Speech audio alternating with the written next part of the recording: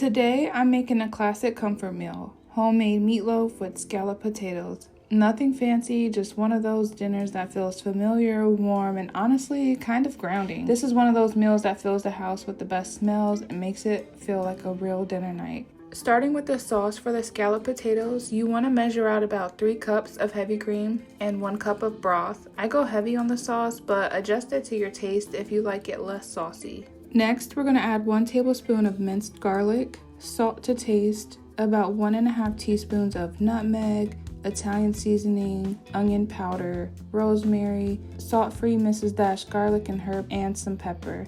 Now, this new gadget I got off TikTok shop is a little dangerous because it's pretty fun to do. And if you have any smoked paprika, you want to add that in as well. For thin, even slices, I'm using this handy gadget, but don't worry if you don't have this gadget, a regular knife works just fine. Just slice them nice and thin and take your time. I like mine sliced really thin, kind of like potato chips, but feel free to cut them a little bit thicker. Today we're using the slow cooker for the scalloped potatoes. We're going to start by layering everything into the dish. Do a layer of the potatoes, pour half of the cream on top, add some cheese, and then repeat.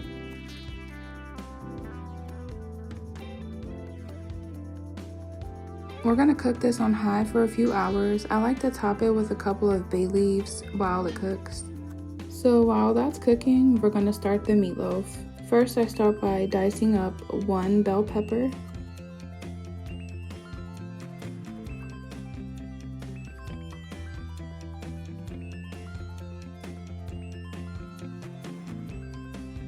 This gadget is actually really handy to have in the kitchen. If you don't have one, you should definitely invest in one.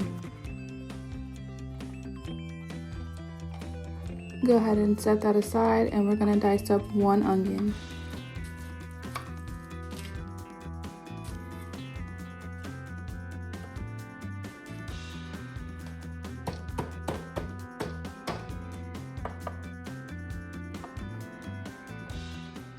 You want to use 1 egg per pound of meat. I'm using 3 pounds of meat today, so I'm using 3 eggs. I prefer to beat the eggs separately before adding it to the meat. To a separate bowl, you want to add the meat, the diced onions, chopped parsley, diced bell pepper, your eggs, a tablespoon of minced garlic, and my secret ingredient is barbecue sauce. You want to use 1 cup of your favorite barbecue sauce. And I should have measured out my dry ingredients before I did the wet ingredients, but you want to add in about 1 cup of breadcrumbs, about 1 tablespoon of Italian seasoning, about 1.5 teaspoons of salt, 1 tablespoon of this Mrs. salt-free table blend seasoning, and 1 tablespoon of some onion powder, and some pepper, of course. Here I go with this little gadget, just having fun. Now, I do recommend wearing gloves for this step because you're going to get messy, but you just want to get in there and mix everything up. I know this step might gross some people out, but this actually does not gross me out. A fun fact about me, I am a paramedic, and there's not very much things out there that make me squeamish, except for when the meat flies out of my bowl onto the counter like that. So once it's all mixed up, it should hold together like that.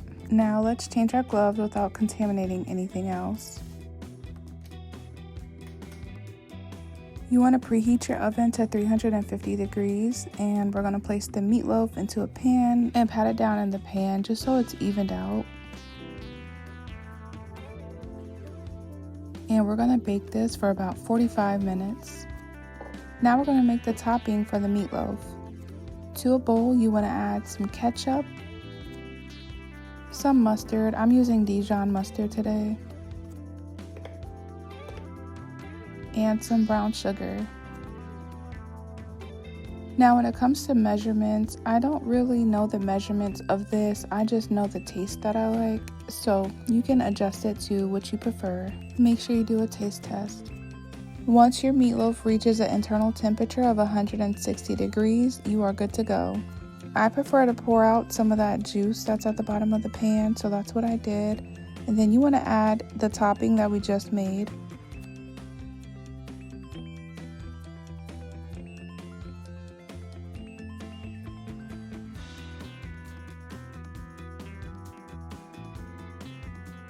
Now you want to bump the temperature up to 400 degrees, and we're going to bake this for another 10 to 15 minutes.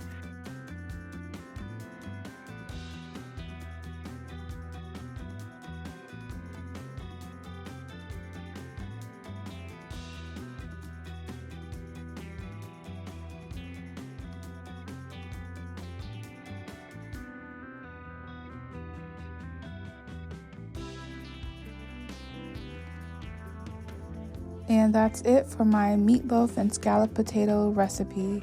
If this made you hungry, hit that like button and let me know what you think in the comments. Make sure you follow for more feel-good recipes. See you guys in my next video.